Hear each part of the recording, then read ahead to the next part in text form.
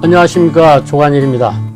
오늘 방송은 스토리텔링에 속지 마라, 뻥이야, 이런 좀 도발적인 주제로서 말씀을 좀 드리겠습니다.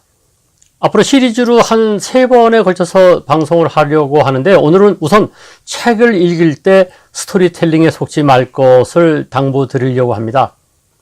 요즘 책들 많이 읽으십니까? 워낙 요즘 독서를 안 한다고 해서 걱정들을 많이 하더라고요. 제가 얼마 전에 대학생들에게 강의하면서 요즘은 성공하기가 오히려 쉬운 시대다 그랬더니 좀 의아하게 생각하더라고요. 그래서 제가 이렇게 얘기했죠. 요즘 책들을 워낙 안 읽기 때문에 조금만 읽어도 남보다 돋보이는 것 아니냐 그랬더니 웃더라고요. 물론 역설적이긴 합니다만은 그 말에도 일리가 있다고 생각합니다. 근데 우리가 책을 읽을 때 좀 조심해야 될 부분이 있습니다. 책을 읽다 보면은 자칫 잘못하면 현실을 착각할 수가 있습니다. 잘못 생각할 수가 있죠. 또 강사들 중에서도 보면 책을 읽어서 남에게 전달할 때에 어떤 영웅담을 정말 거창하게 스토리텔링을 하죠. 물론 책에는 요즘 스토리텔링이 유행입니다. 모든 것을 스토리를 해가지고 이야기로, 흥미진진한 이야기로 하면은 훨씬 잘 이해가 되고 쉽게 받아들이기 때문에 책마다 스토리텔링이 아주 유행이지요. 그런데 그 스토리텔링 된 것을 우리가 받아들여서 남에게 전달할 때 자칫 잘못하면 그 스토리텔링에 자기가 도취돼가지고 착각을 일으킬 수 있다는 것입니다. 영웅담이 스토리텔링을 하다 보면은 물론 그분이 영웅이긴 합니다만은 이야기 속성상 자꾸만 눈덩이처럼 커져가지고 나중에는 거의 신적인 존재가 되죠. 그러나 영웅도 사람일 뿐입니다. 누구든지 다 단점이 있기 마련이고 실수가 있기 마련이고 또 어렸을 때는 다 그렇고 그렇던 아이가 크면서 어떤 계기에 어떤 상황과 맞닥뜨리면서 거기서 영웅감이 나오는 것인데 자칫 잘못하면 그 영웅 전체의 생애가 마치 태어날 때부터 독특하고 그리고 인생 전체가 영웅인 것처럼 이렇게 스토리텔링이 되는 것이죠. 이 스토리텔링의 허구, 이것에 속아 넘어가서는 안 됩니다. 예를 들어서 리더십에 관한 그 CEO, 어떤 사람이 참 경영을 잘했다, 리더십이 좋다, 이거 보면요. 그 경영체의 성과가 좋게 되면은 그 CEO에 대한 모든 것이 좋게 평가가 되고 스토리텔링이 됩니다. 원래 소통을 잘했다, 겸손했다, 그리고 권위적이지 않았다, 아이디어가 많았다, 섬김 리더십이다, 이렇게 좋게 스토리텔링을 해버리죠.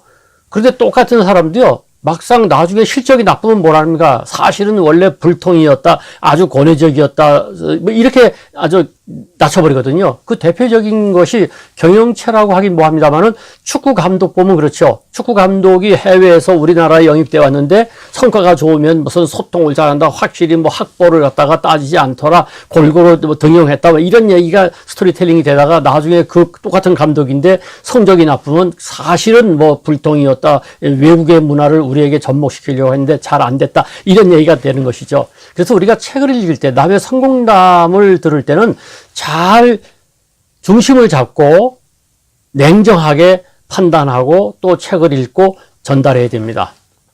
그래서 스위스 국제경영개발원의 로젠츠 바이크, 발음도 어렵네요. 로젠츠 바이크 교수가 이런 얘기를 했죠. 베스트셀러를 읽는 것은 좋지만 그 베스트셀러가 어려운 내용을 아주 쉽게 잘 전달해 주고는 있지만 그러나 그 책 내용을 보면 잊지도 않은 전설을 마구 찍어내고 있다, 이렇게 아주 혹평했어요. 우리가 잘 아는 책 중에 굿 그레이트, 좋은 것을 넘어 위대한 것으로, 그 책이 있죠. 짐 콜린스라고 하는 작가가 쓴 책인데 아주 유명하죠. 굿 그레이트.